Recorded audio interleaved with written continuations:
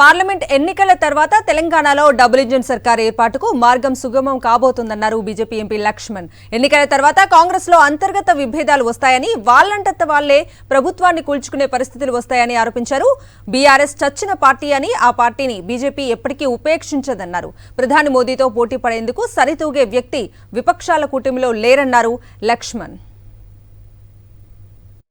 Parliament ఎన్నికల ఫలితాల తర్వాత డబుల్ ఇంజన్ సర్కార్ ఏర్పాటుకు మార్గం సుగమమవుతుందని చెప్పి నేను మళ్ళీ ప్రస్తావిస్తున్నాను.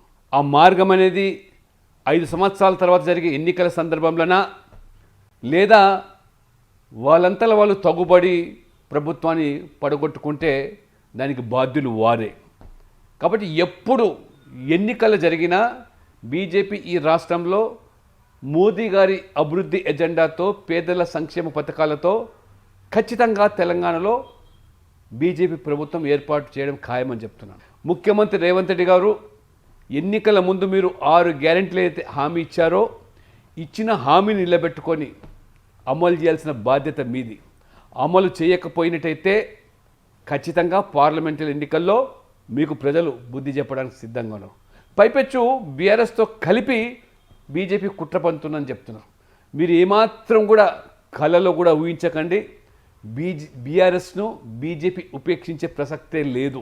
ఇవాళ బీఆర్ఎస్ ఈ రాష్ట్రంలో బతికి బట్టకట్టే పరిస్థితి లేదు. అది చచ్చిన పాము.